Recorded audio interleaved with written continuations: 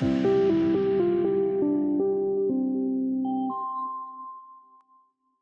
right. Well, good morning, everyone, and welcome to Conversations on Retail. My name is Matt Pfeiffer. We're so excited to be here this morning as our friend Mike Graen continues his on-shelf availability series. Today, welcoming David Strom, Loss Prevention Operations Support for McCoy's, and Jim Perry, Global Sales with Badger Technologies. And they're going to be talking about McCoy's partnership with Badger Robotics. So before we get started, just a couple of housekeeping issues. First and foremost, this series is presented by our friends at the University of Arkansas, who has the #1 rated supply chain program, undergraduate program in the country for the second year in a row. Also want to thank our sponsors, BrainCorp, Barcoding, SCS and Magatag, and our newest partner, Williot. In case you missed it, and Mike, I'm having to make the font on this slide smaller and smaller each time. Mike has put up quite a body of work with us over the last year and a half. Great conversations with folks from industry and academia. And if you'd like to check out any of these past conversations, you can do so by visiting youtube.com/@conversationsonretail. We also created a gathering place and resource center for industry professionals. You can check that out at onshelfavailability.com. A reminder that this is intended to be a conversation and not a presentation. So we'd love for those who are joining us live this morning to participate. And you can do that by simply clicking on the Q&A button within Zoom and submitting your questions, comments, insight, anything you've got in writing. Mike likes us to remind folks that we want to be in compliance with all federal antitrust laws. So we're going to refrain from talking about anything related to pricing, margins, discounts, suppliers, timing of price changes, marketing, anything that would be competitively sensitive. One last thing is the opinions and recommendations expressed by Mike and his guests are solely their own and not necessarily those of Conversations on Retail. So make sure that you always consider the suitability for your own circumstances. Mike, thank you so much for being here, and let's get started. Yeah, well, thank you, Matt. As always, such a great job that you do kind of kicking this thing off. I do appreciate it. One thing I was a little disappointed with, every time we do a podcast, Matt goes, "It's a beautiful sunny day in Northwest Arkansas." I wanted to, Mike. I wanted to, but I couldn't. I know. I didn't hear you say that today because it's rainy and gloomy and gross. And David, you live in Texas, right? Yes, I do. Thank you for sending the weather this way. We really do appreciate you ruining our weekend, just so you know. I tell you, I don't know who sent the weather, but we're just glad to have it down here. We hadn't seen that in quite a while, so it's very refreshing this morning. That's awesome. Well, let's start out with an introduction. Let's start out with you, David. Tell us a little bit about yourself. Introduce yourself to our audience. Sure. Hey, first of all, thanks. I've been looking forward to being here today. Really appreciate the opportunity. McCoy's is a fourth generation family-owned building supply company. Megan McCoy Jones is our president and CEO. We've been in business since 1927. And actually started out as a contract roofing company and then eventually grew into the building supply company we are today. We have a pretty extensive history that you can read about on McCoy's.com if you want to know more. But we sell just about everything you need to build: hardware, tools, doors, windows, plumbing, electrical, lumber, just about anything. And in fact, shameless plug for our marketing department, we've actually added a bunch of new products in some recently remodeled stores. So we have outdoor furniture, barbecue accessories, pits, grills, and things like that. Even bird feeders and chimeneas, believe it or not. Gotcha.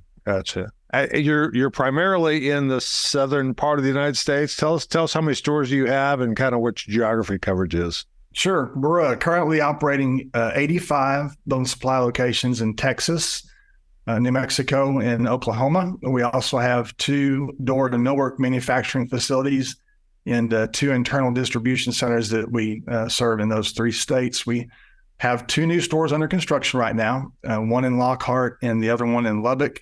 And again, I want to encourage you to go to McCoy's.com because we have all of our locations listed there as well. Well, I'm going to encourage you. I'm a big do-it-yourselfer. I've got a 1,000 square foot woodworking shop. I'm in my shop all the time. You just need to have one of those up here in Northwest Arkansas. I'd love to buy stuff from you. That's awesome. So, Jim, how about yourself? Can you introduce yourself to the audience? Thank you, Mike. First of all, I want to say as well, thank you for having me. It's a pleasure, and I really appreciate the opportunity to speak to you and David today. Just a little background about myself. I have about 25, 30 years of experience in sales and sales management, primarily been focused on retail and also financial service industries over the years.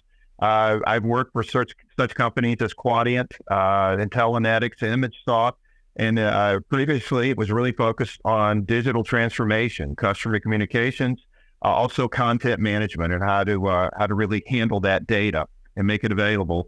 I'm currently, my role is Vice President of Global Sales for Badger Technologies, and I work with both our direct clients, such as McCoy's. Also have a sales team that I work with and many or several strategic business partners. But that's awesome. A little bit about my background. That's awesome. That's awesome. Well, as the name implies, we want to have a conversation. We have had, and I'm changing my position a little bit on this.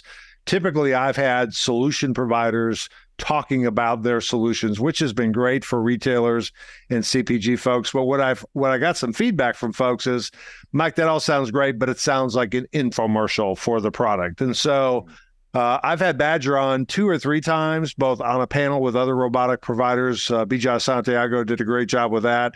And then I've had BJ on just normally talking about the Badger solution. But what we want to do is talk about the story. So, okay, so we've got a building supply company down in Texas that suddenly connects with a robotics company in Lexington. That doesn't sound like something that would go together. So first off, David, just for you, a little background on your role at McCoy's, a little bit about McCoy's, and when did you even start thinking that there was a business need for those kind of services from a customer perspective?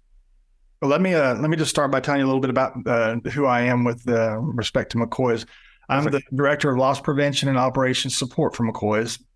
And my primary role is to prevent losses, obviously, protect our assets, security, shrink control, those kinds of things. But I started working for McCoy's in 1988 on the sales floor, stocking shelves and serving customers. And from there, I just basically worked hard, taking on one position after another. And I think I've held just about every operational job we have at some point.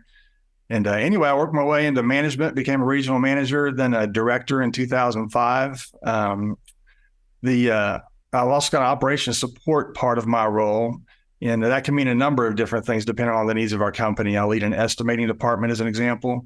Obviously, robots would now be within my purview, and I draw on my operational experience to lead and train and guide our folks, just working with them through just about all of our departments, actually, across marketing, advertising, IS department, fleet facilities, and those kinds of things. So this relationship with the robot, really, after I describe all of that, I'm sure you're wondering how in the world that started and how that took place. I can share that now if you'd like. I love that, because I can't imagine a robot's got arms and it's stocking 2x4s. So I don't think that's what it's up. What exactly would you need a robot in the store for? What business problem were you trying to solve? Well, first of all, it was brought to me by Waylon Walker, the Senior Vice President of Operations and Merchandising. And he actually gave me a magazine and that he'd been reading. And he said, hey, could you look into this? This is a robot I'd like you to learn more about. And I thought, first of all, I thought he was joking maybe, or he thought I didn't have enough to do. But I started looking into it, and sure enough, it became a viable solution for us. We went and visited another regional competitor, actually, to see the robot in action at one point, and we're just amazed at the potential it could provide for us. Mainly what it does for us is it checks all of our labels for correct pricing, and then also for out-of-stock items. It literally undocks itself at night, cruises through the aisles, looks top to bottom across all the shelves, gives us a good, clean picture, literally a high-definition picture of the aisle, all of the labels that it reads. It compares the label information to a file that we send up every day that has our on-hand quantities, pricing, and all of those things. And at the end of the day, it docks itself again, and all of its data goes up into some online reports. That's transferred over to a dashboard that Badger provides us that's very helpful. Our people can go in and literally just click on it and look and see all of the information that what we call Randy the robot has provided. Incidentally, we named all of our robots Randy. Oh, really? They're named after our long-term store manager here in our hometown, Randy Haas. He's been around more than 40 years and Love that. great person. So we figured that was a good name for our robots. So as we're deploying, they're all named Randy. So let me rewind this a little bit. So what you just described is a bunch of really nice functions of robots. So how did that happen pre-robot? So how did do you call your associates? Do you call them employees? What do you call the people who work on the front line of your stores? Our employees. Mm-hmm. Employees. Okay. How did the employees do that? Obviously, do we have the labels all up? Are the prices right? Do we have an out of stock? Some retailers say, do I have a plug? So I have a label and I have the product, but it's a different product. So it's an incorrect product location. So that work was getting done before. How was it getting done prior to Randy showing up?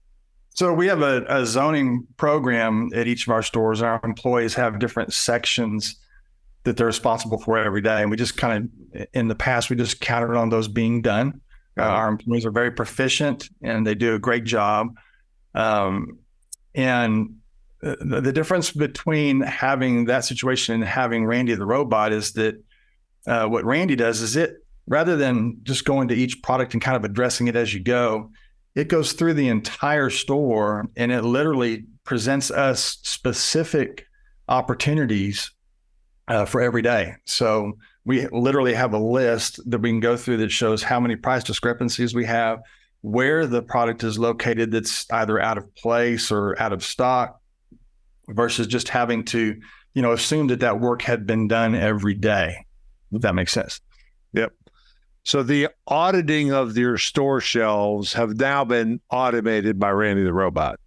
Absolutely. But Randy doesn't have arms. Randy can't fix these issues. So how, in fact, do your employees actually receive the alerts from Randy the robot to actually fix the actual problems?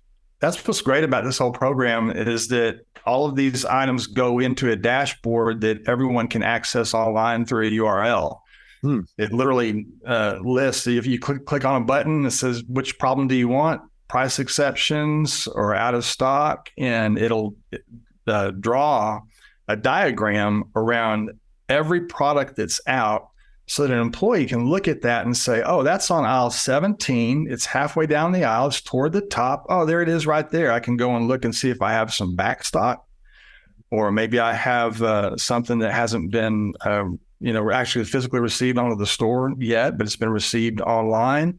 And then go through those issues and potentially make an adjustment if an adjustment's needed to the inventory, and that starts a cycle of replenishing the item.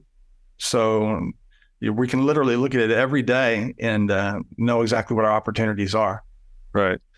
And that frees up your employees to do less auditing, audit, scan, take pictures, et cetera, and more. Here are the three things. Randy did its job last night. Here's the three things that we need to fix on this aisle, right? Absolutely. And I wish there were only three, but they're typically more than three.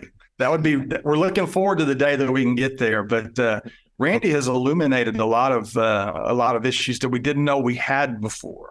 Right. So. Right. That's tremendous. All right, Jim, I'm going to kick it over to you. Okay. Well, first off, when's the last time you bought a 2x4 and built something? We got to know how handy you are here. Well, I do a few things around the house. But, okay. I'm certainly no contractor, but I do some. I'm a little bit handy, so I would say that. So, yeah. Awesome. Yeah. Well, okay. So Badger. So somehow you guys had an opportunity. It sounded to me like, David, you had already looked at another competitor Badger, and you went down and visited the folks in Lexington. How did that conversation go? And how did we end up with the Badger robot, AKA Randy, in these stores? Jim, that's for you. Oh, for me. Yeah. So basically, going back, I did receive a call, and I was able to talk with David and his associates initially about our solution. And as he said, they went to one of the other stores that we work with and saw it in action. Actually, they were able to ask, I think, a number of questions. But then from that point, we started having very direct conversations about how we could help their stores, how we could help improve some of the processes in the store, help drive some of the efficiencies, So they ended up bringing a robot into the store. We actually had a pilot or evaluation for the solution. This happened, first started around the end of 2021. And of course, today we put the robot in the store. They not only tested it, the testing went exceptionally well. And David and his team obviously are because of that, because they really acted on that data and really we had a successful program. But we were fortunate enough to roll out for about 5 additional locations, and since then we've increased it, and I think we have about 30 total robots in their possession. So very exciting. They actually came to our facility, and they visited our team. They were able to see our engineering team and also our design team, meeting with our executive staff. And we were able to take them through our facilities and show them exactly how we design and how we actually build the robots and really build out the solution. But just been a fantastic partner to work with, and they absolutely have raised the bar for our clients for sure. That's awesome. That's awesome. So David, I think you mentioned that these robots are running. Randy, I should just call it personal. Randy is running at night. Versus in the middle of the day, right? Some installations, Jim, we've got the robots, call them other things, but it's the Badger robot platform running in the middle of the day, either checking for spills or checking out of stocks. It has a number of things that it can do, but you typically have it run when there's customers in the store. David, you chose to make sure to do it, I guess, after hours. Any thoughts of why that you chose to do that? Was it a customer disruption thing, or what choices did you make about having it run at night? Yeah, it was just a business decision, I think, from where we were. We run Randy, or I shouldn't say that. Randy runs early in the morning, works very hard. Right before our employees begin their work, so they kind of work in concert for a while with the employees. Very early in the morning. But I think the idea was just that to add more to the sales floor and what's actually going on during the day. If we could avoid that, we chose to do that. So the customers still occasionally they'll see Randy, and they're curious. We've had times where we've had people from our headquarters that want to come over and see Randy, in action and everything. And the customers are just always just very curious about. So what does it do? What does it do? It's so, and it's actually displayed fairly prominently in the store too, and it's docked. And we get a lot of folks that walk by and wave at Randy and those kinds of things. So it's kind of become a member of our crew in some ways. It really has. So customers' engagement with it has been curious at this point in time. Have you gotten any either positive or negative feedback from any customers around Randy being in store? I've not gotten any or heard any negative feedback at all. I know there are other retailers that are running similar robots, if not the Badger robot during the day, and I haven't heard any negative feedback about that either. So awesome. So what about your employees? So you could envision this if your employee as a man, you're freeing up my capacity. I don't have to do all that scanning work. Because I imagine when I've done that at retail stores before, you're scanning, a customer appropriately come up to you, ask a question, you go, answer the question, and then you go, oh, where was I? One of those kind of things. And frankly, it's a boring, monotonous kind of job that you have to do, something you have to do, but you're not looking forward to. There are other employees who go, they're trying to eliminate our jobs. That's what they're trying to do. Robots are now going to take over my job. So what was your employees' feedback or thoughts around implementing Randy? I think it's natural that they would, in the beginning, have some reservation about where are we going with the robot or what's this mean and those kinds of things. But we got through that very quickly, I would say, because the employees began to see the value of what the robot was doing. It actually saved them a lot of time and pointed them in a specific direction where, all employees want to do good. I believe that. And they want to accomplish things and do very well. What Randy's done is actually allowed us to do better at what we do. The likelihood of a customer ordering something online and arriving at our store and it actually being there in stock is higher now. We're approaching data integrity. So when our folks, have the opportunity to serve a customer, Randy just helps them serve those customers better, or we can have, transactions that they just can't get anywhere else. Yeah, that's awesome. So this is a question for both of you. It's a question that's come up on the Q&A, so it's probably not one you're prepared for, but I don't want specific numbers. Let me call that out. I don't want any specific information, but how did you define the ROI? There's obviously a cost to implementing Randy in store. There's obviously some benefits. What were those key? PJ's asking kind of what exactly were the business drivers in the ROI, and was this audited, was his question. Yeah, I can speak to that. I can tell you that there's no question based on what we've experienced with Randy that we're going to have a return on the investment that's very attractive for us. Without getting into specifics, I can tell you that just from the price discrepancy standpoint, our exposure to fines and those kinds of things, obviously we want our prices right all the time anyway, but there's some exposure to fines and those kinds of things that our exposure has been significantly reduced, with Robot. The other thing is we can clearly see that this is actually generating business that might not have been there or probably wouldn't have been there at all because we wouldn't have known that we were out for a long time. Mm-hmm. We wouldn't have done the backstocking. We wouldn't have made the adjustment to get the replenishment going. So that cycle is sped up tremendously, and our in-stock position is improved significantly. So while it's difficult to sort of quantify with numbers, it's clear that there's been an advantage to it, or we wouldn't be moving forward with the expansion of our fleet. So got it. So pricing discrepancies, one. The other one, which I heard was better in stock, or what I call availability for the customer, to be able to make sure you've got a product. Jim, I cut you off. Go ahead. What were you going to say? No, not at all. So I thought I would speak up. What we have found, Mike, is the very things that David brought up. We're very focused when we first enter the store on really helping them improve their out of stock situation, helping them identify that so that they can act on it quickly and get that back stock off the shelves or out of the back room and onto the shelves quickly so that they can have on-shelf availability of those products and actually realize and sell. So between that and also the pricing discrepancy, it's very common for us to go into any store and see hundreds of wrong prices in the store. When you look at those two categories alone, we typically see on ROI very quickly, and many of our clients see it in less than a year. So this has been our experience as we've audited and worked with other clients in the marketplace. But I know that David and his team have done a phenomenal job of acting on the data, and we actually have weekly meetings with them where they go through each store and talk about this is what we've seen this week for your out of stocks. This is what we've seen this week on your pricing discrepancies, and how they've driven that down tremendously to many of those stores having single digits on pricing issues. As far as correcting them. So it's pretty incredible.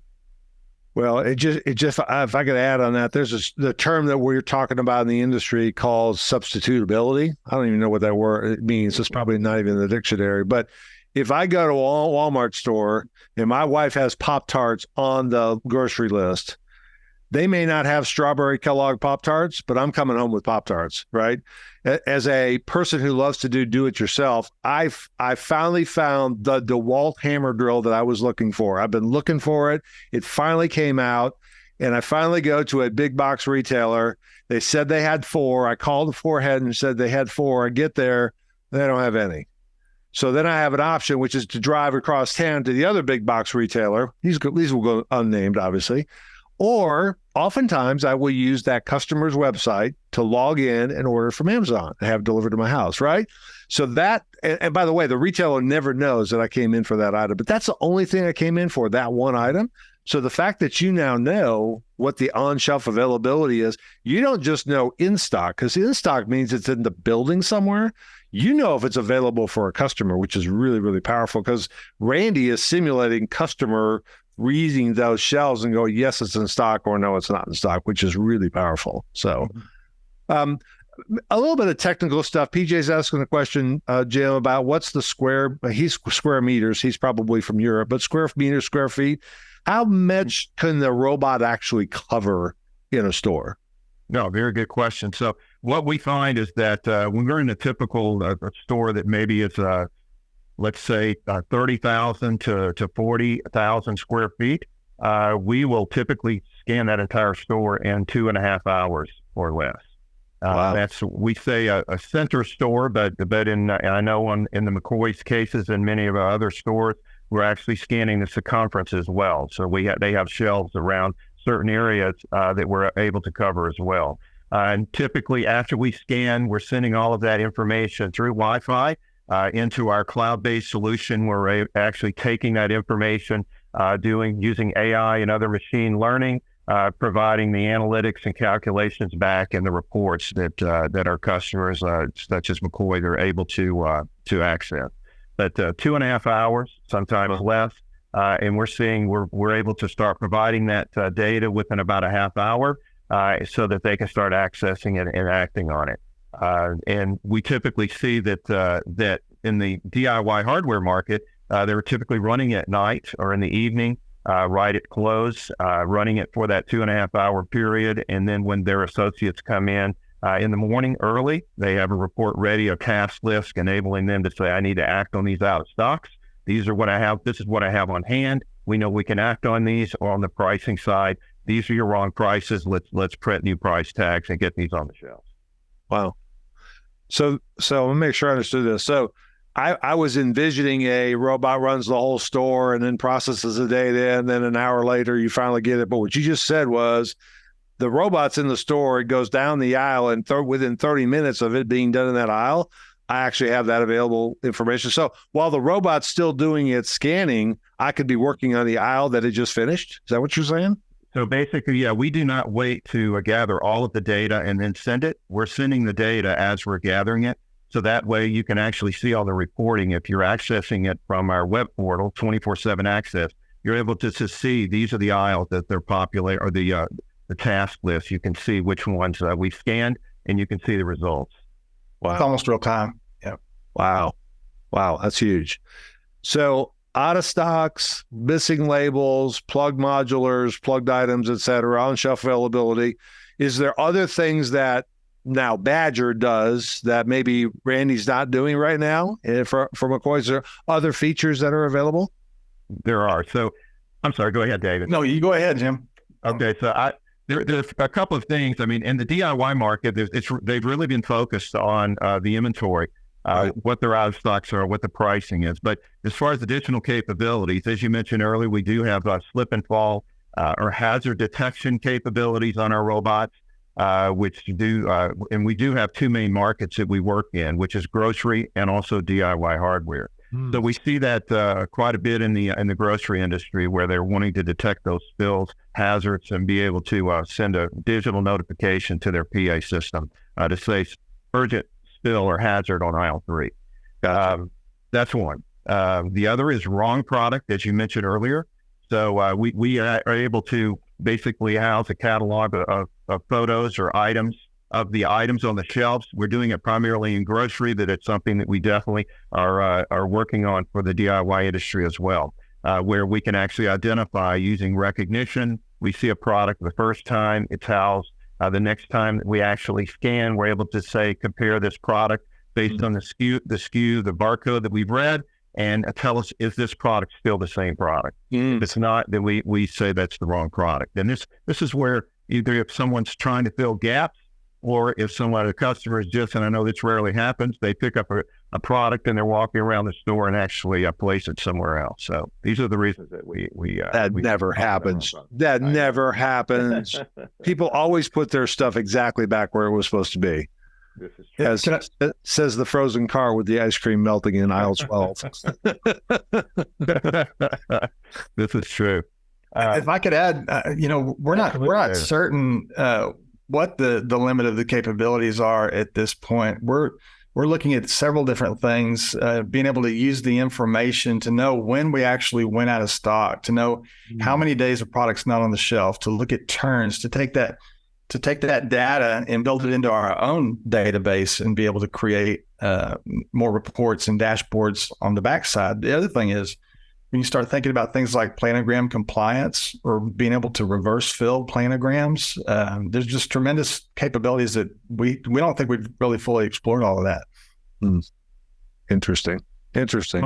Mike, I would add one other thing that we've done is that with many of our customers that have distribution centers where they're holding product and they need they once we shoot the store and see what the outs are, they're passing that data to the warehouse and saying, these are our outs. This is the order of those outs, and let's palletize this in the order so that when we send it back to the store, the associates, they're able to take that product and place it back on the shelf in order directly on the pallet. That's awesome. Huge help. That's awesome. So I want to build on something that, David, you said earlier. So your role was asset protection, and we have a common thread here because my son's a market asset protection manager for Walmart, and he does inventories all the time. They're 18 to 24-hour day jobs, and they're not a lot of fun. But protecting the assets of these facilities is an important role, and along with safety and security, et cetera. Do you see any use cases for Randy playing a role with asset protection in your stores? That's a good question. I would answer it this way. I would say it indirectly positively impacts our shrink. And it does it in this way. It creates more awareness. It's a friendly and welcome awareness that used to be sort of abrasive to folks in the past. This is I don't know how to say it other than it's a neat program. It's a neat thing. You have this information coming. And I think over time, people begin to see, hey, this item was out. We didn't have any back stock. Okay. We made an adjustment. It seems like we're making adjustments on this same item every 4 weeks. And that can identify problematic items that are subject to theft. Maybe they're not stocked in a way that really protects that product if it's a coveted product and those kinds of things. So I would say, yes, it's had a positive impact. It's just been sort of indirect, and primarily it increases the employee's awareness of our inventory and how it moves throughout the sales floor, not limited to a person who's responsible for zoning, for instance, or a cashier. If I'm coming to your store with better than honest intentions and there's nobody around, and then suddenly a robot comes around the corner with a bank of cameras, I may make some different decisions, right? And of course, I've never done that before, but I would imagine just the presence of that robot would certainly make people go, man, I don't think that's going to worth the risk, right? Totally agree. That's a good thing. It's another set of eyes. Yeah. Another set of eyes. Set of eyes. Actually, 6 eyes on the robot. That's right. Is it 6? Is there 6 total, Jim? And there's one on top, right? There's a LiDAR. There's one a LiDAR on the top, but there are actually 6 cameras that are pointing, that we're using for inventory. And there are also additional cameras on the sides at the top and in the front. So that are used with sensors and be able to detect if there's anything might be in the way of the robot. Gotcha. So this is going to sound like a setup question, but it's not a setup question. So the only thing that the robot can't do that I'm aware of is it can't count. It can see the first one or the first couple, and then it sees stuff in the back, but it can't tell where it is, right? There's a lot of retailers, and I probably spent 20 years working on this, but even the home improvement section is starting to look at radio frequency identification as a way of not only knowing it's on the shelf, but counting how many you have. And David, to your point, when do things leave the store that didn't get paid for? You get a real-time alert that happened. Does Randy have the capability to, so certainly it has computer vision for the shelf, it has spill detection, et cetera. Does it have RFID capability as well, or is that something you guys are thinking about? Jim, that's for you. That was for you, Jim. We definitely are seeing, some interest in RFID in the marketplace. I know on the McCoy's side, we're not utilizing, they're not utilizing it currently, but I know there are a lot of different manufacturers from clothing, shoes, et cetera, and then other products that are starting to place RFID tags on it. We have created an RFID robot that we've used and tested in a couple of different situations, and it's tested very well. So to your point, I guess if we are ready to move in that direction, with our customers as they move in that direction. And as you mentioned, it's just really providing that serialized, specific ID of each item in the store and enabling us to not only identify, but also to be able to identify the location of that product in the store. Yeah. Yeah. So, yeah. Our current bill does not have that, but we do. We have built one, and we have already tested it very well. Yeah, but the nice thing is you've already made the investment in that physical robot, adding more capabilities so it does other things other than just charging 12 hours a day when it could be out doing other tasks is a good thing. That's more of a payout for your retailers, right? That is correct. And I mean, what we've tried to do is make sure that we provide as much functionality as we can within the robot.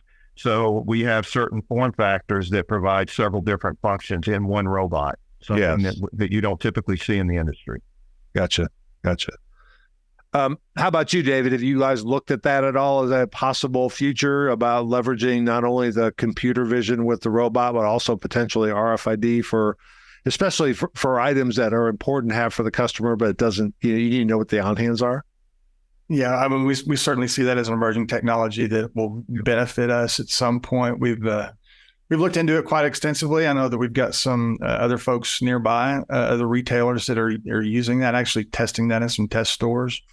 But again, it's I see it as an emerging technology that doesn't quite yet seem feasible for us from a cost standpoint. But I think it's inevitable that that's the direction that we're going to go. It's just a matter of getting that cost down. Yeah, makes sense. So a couple of other questions here from an anonymous attendee. Mr. Anonymous asks, how many SKUs does Randy deal with on a daily basis? So how many SKUs are we talking about that are in a typical McCoy store? It depends on the store, but certainly 20 to 30,000 SKUs would not be unusual. Okay. And as Jim was mentioning earlier, it does the whole store in about 2.5 hours. Wow. And that includes things that are actually on what we call modular or side counter kind of merchandise. Does it also do displays and feature areas as well? It'll do whatever we want it to do. In fact, the Badger has been very good about working with us when we say, hey, Randy didn't quite finish this aisle. It needs another 2 feet, or hey, we'd really like to get this end cap. Whatever it can get to, it will scan. So they actually come in and do the whole store initially too. I didn't mention that. They come in with a LiDAR, radar, and a cart and go through every single aisle, and it maps the entire store. We see a map of everything it did every day, everywhere that it went. So yeah, it's all right. Another question from John Green. Did McCoy's have a formal employee education and rollout plan, or was it managed via natural interactions? How did you turn more informal? We had a test pilot in one store, which kind of taught us what some of the hurdles might be, how it would impact the store and the employees and those kinds of things. So we knew what to do as we went along, but it's been a fairly methodical and metered rollout so far. We're going to have a rather large rollout coming up soon, and we'll be considering how that goes. We won't just roll out the robot, and it won't just show up. I can tell you that. Gotcha. Question for you, Jim. How long are the contracts, and how is maintenance managed? I'm assuming these robots never break, right? Never. I would say that the robots are built. They're very durable. They're on the exterior. It's a very hard plastic that we're using injection molded plastic. But we also have a little bumper on the front. But those robots weigh about 130 to 140 pounds. You can push them over as much as 60 degrees, and they will come back to their original state. And that's because we have about a 40-pound lithium battery on it. We say that the robot itself, as well as the battery, we give it about a 5-year lifespan, but we have customers that are running it beyond the 5 years right now. Wow. Obviously, you have a lot of technology on each one of those robots. So we do have the cameras. We have USB ports and hubs that those cameras utilize. We do have PCs on that robot itself. So you do have quite a bit of equipment. But we see that they've been very durable. We do have some moving parts on there, a moving LiDAR which what we've seen, especially in the grocery market, we've had kids that love going to see the robot, and they'll try to feed it or jump on it or whatever it might be, and they can damage it sometimes. So these things do happen. But we do monitor those robots 24/7. They have a heartbeat that's sent through Wi-Fi about every 5 seconds, telling us, I'm here. And so our team has the eyes on every single robot globally, and we know if there's any issue, and we typically know that there's an issue before the customer does. But and then we also send in a team. We have 4 preventive maintenances a year where we have teams. Someone come into the organization, they organize that visit, and they'll come in and they actually clean the robot, break it down, make sure that all the parts are working well, that everything is secure, and then put it back together and then make sure that everything's running well. So that's kind of how we handle our monitoring and any type of support or any type of possible repair if we need to.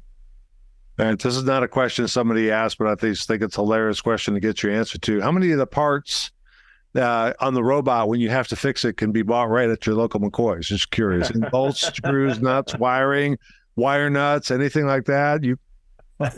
Yeah, that's a good question. It's a sales opportunity. It certainly is. It certainly is. I would say I know there's certain wrenches that have to be used to take it apart and on the item itself. So I wouldn't be surprised if there weren't a few parts here and there in McCoy's that could be used to repair that. I'll say this too. I'm thankful that we haven't had to use any. So that's a good thing. Pretty durable. Well, that's actually the importance of it. And just as we all know from buying our own cars and vehicles, PM saves you a lot of headaches later. If you take care of stuff and do the regular PM, you can typically count on a lot of other stuff. So That's awesome. Another question for you, Jim, from Eduardo. How is Badger enhancing customers' inventory runs of customers that are already taking electronic shelf labels? So there are some retailers out there that don't have paper labels anymore. They have electronic shelf labels. What's the role that Badger plays in that particular work? No, this is true. It's a great question. And we do have a number of clients now that are taking it, are using electronic shelf labels. We are able to read those just as we're able to read the paper tags. Not a problem. Basically what we do, our technology is based on recognizing a tag on the shelf and then reading the barcode on that label. So whether it be an ESL or it's a printed tag, we're using that barcode to identify the item so that when we send that into the cloud, we're able to match that with a previous point of sale report that tells us that this is the item. And then, of course, we're using the technology to say, this is a viewport. Do we see product there? No, we don't. So even though the ESLs will typically, the whole goal is to try to minimize those number of pricing issues, we still do run across some that do not get changed, but we're also still identifying the outs for them, which they, obviously don't get with just an ESL tag. Yeah. And I'm assuming this works with not only U.S. dollars, but if you had some in Mexico and pesos, whatever the currency of that particular country would be, right? That is correct. That's correct. So we'll work with them regardless of what it is. Got it. What that currency is. I'm getting a lot of questions about the kind of the process. So just understanding, David, so when your employees come in the morning and Randy has done a run and they get the exceptions, are they literally your employees logging into the Badger portal and looking at the exceptions, or are they getting fed directly to your system on a handheld or something? People are asking, how do they actually get the alerts to work the alerts on the sales floor? Good question. Yeah, they actually go to each store. We have what I call a robot advocate in each store. Okay. Typically, that's an assistant manager. Managers can get very passionate about it too, but they look at that information every day. We're approaching very quickly same day information. By the way, that we've aligned our reporting in the data transfers. The robot advocate in the store will take those what we call opportunities, and a lot of times they'll just print them out and highlight them and say, could you check this item, this item, this item, this item? It tells you, again, the aisle. It tells what section of the aisle it was in. And if they want to see a picture of it, they can look at it right there. But each store has their own account. So they can, and all the stores can, it's cross-functional. All of the stores can look at each other's information as well, which it's kind of interesting on those weekly video conferences that Jim mentioned a few minutes ago. There's a little bit of competition between stores. They see the numbers. We share the graphs every week. And in fact, I know Badger's never missed a meeting. They've been there with us if there's a problem, and we can share right there with Badger. But all those stores, they look very carefully at those numbers and they see where they are, and they figure out what needs to be done to make sure that that those items end up on the shelf. Do you equip your employees with devices that they can do additional work outside of this on the sales floor? And do they have those devices? And is there any plans on actually taking those Badger alerts and integrating into those devices? We use those devices consistently. Zebra devices primarily. T53s, and they use them for a number of different things, obviously. But when we're looking at last received, last adjustment, how many are we supposed to have? All those different factors. I'll say this too. We had a lot of SKU attributes that we wanted to have that Badger wasn't providing in the beginning of our relationship. And they have since done a lot of work on their end, whatever they needed to do to get us that information pushed back to us. So we have a tremendous amount of information that comes back with those SKUs. It's not just, hey, it's out. We can see, I won't get into all of the specifics, but 12 different SKU attributes that help us to determine what the problem is with the item.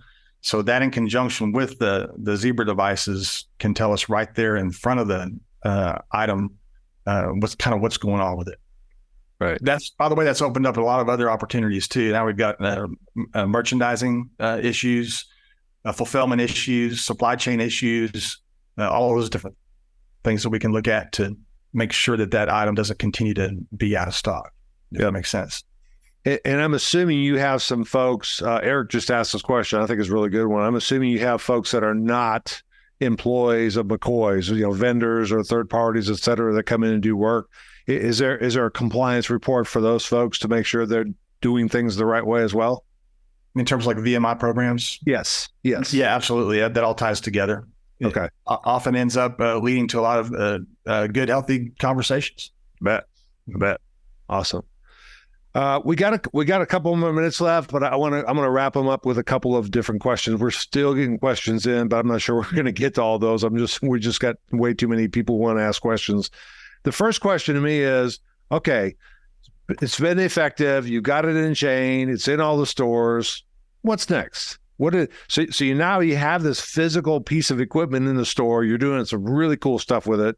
What's the vision of this thing? What are the new capabilities you guys are thinking about that you can share? I mean, I don't want you to share anything confidential, but what's the next opportunity to take advantage of Randy in your stores? Well, I'll tell you, it's created a lot of questions for us. Okay.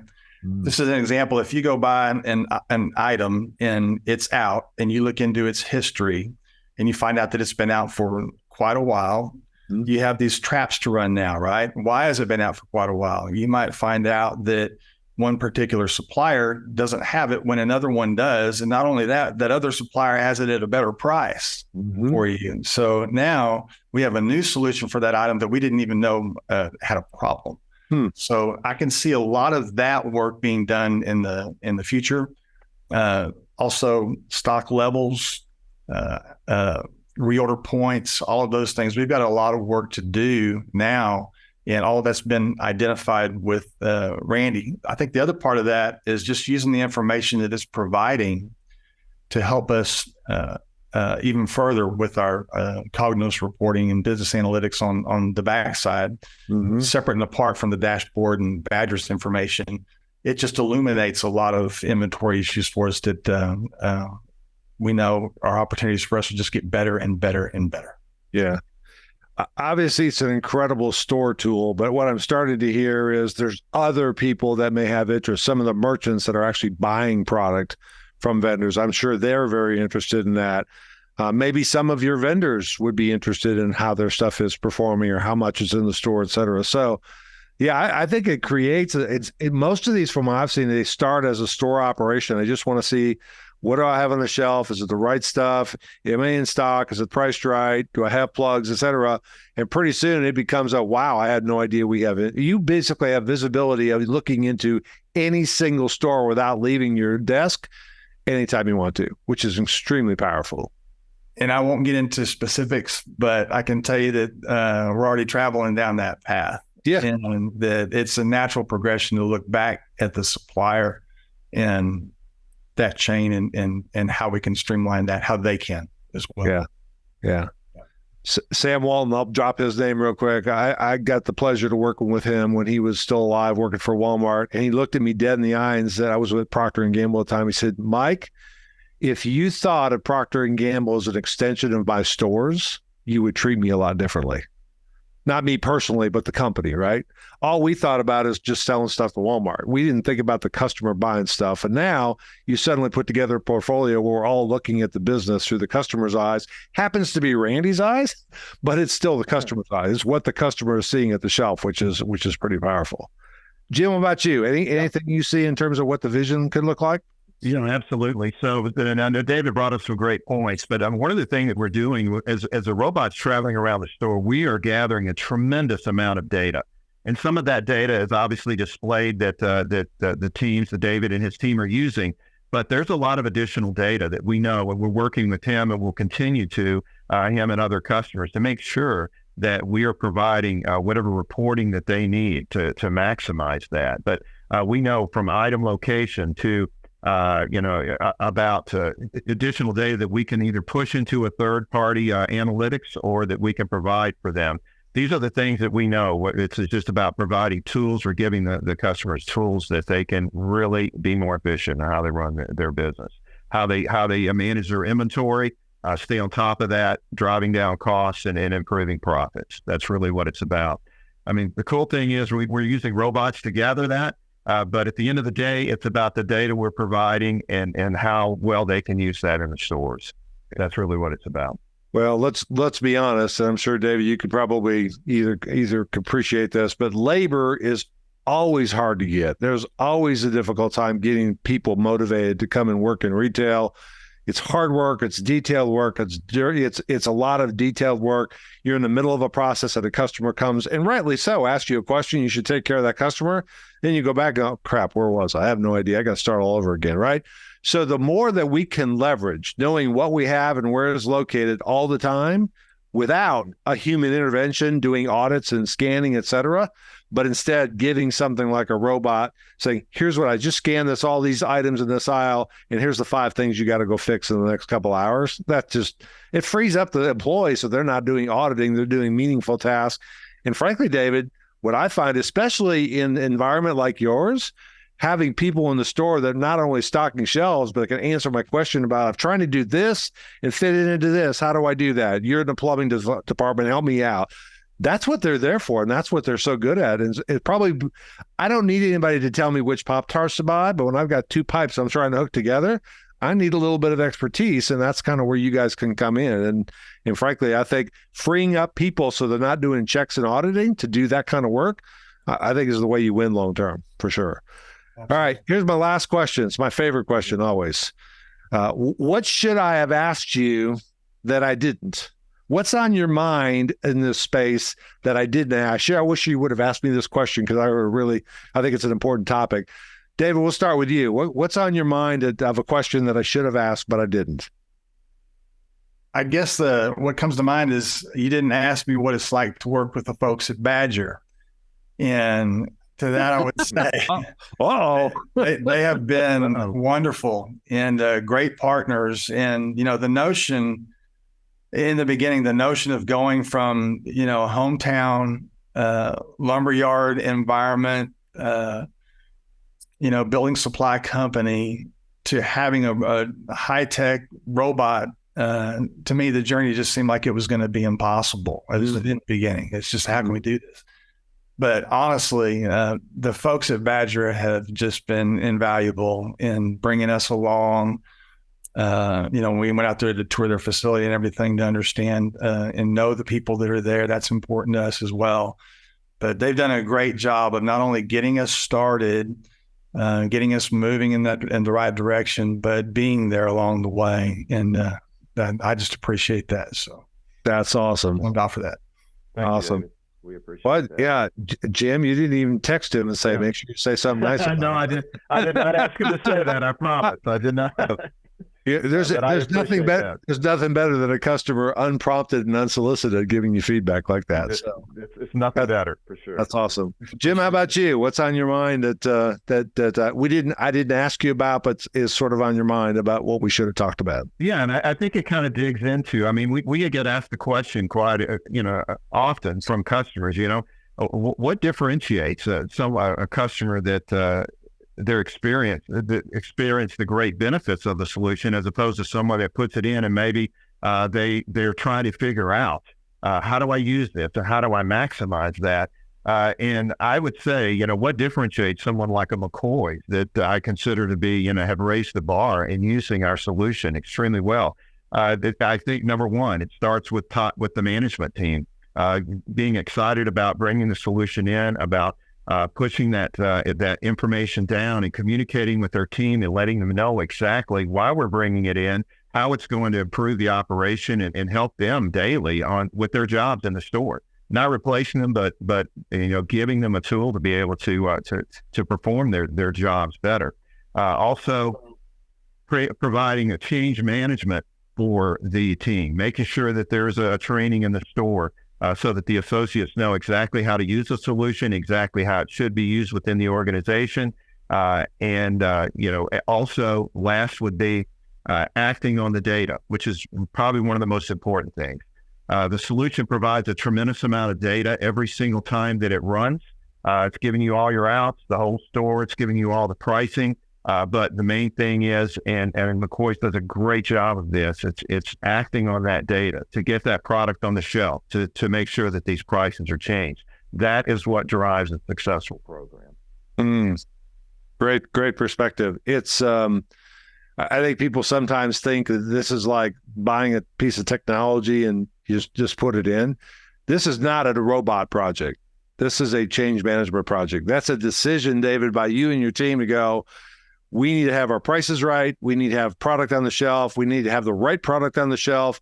We are doing that through labor today. We want to figure out how to mechanize that to free up our employees to go spend time with customers, solving their do-it-yourself kind of projects. This is a great plus, but it's not just plopping a robot in. It's people, processes, and the technology that comes third. And so this has been a great story. I appreciate you guys taking your time. I really like the format where we literally talk from the customer or retailer perspective, what the challenges had, and then the solution provider together. That to me is a model going forward because you get to hear from both sides, from both sides. So, guys, thank you very, very much for your time. I really do appreciate it. David, it's a pleasure to meet you. Haven't had a chance to meet you in person. I'm coming down to Texas, and I'm going to come in and check out your stores and see if I can buy that DeWalt drill I've been looking for. And some good barbecue down here too. That's a good barbecue. It sure is. All right. You guys have a great weekend. Thank you very much. Thank you, Mike. Thank you, David. Bye-bye. Have a great day. Bye-bye.